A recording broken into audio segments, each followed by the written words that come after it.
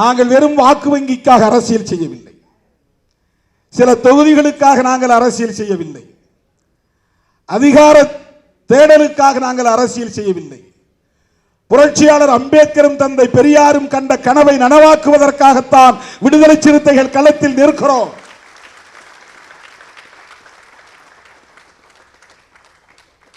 தேர்தல் நேரத்தில் கட்சியை கலைச்சிட்டு புதுசா பொறுப்பு போடக்கூடிய துணிச்சல் யாருக்காவது உண்டா?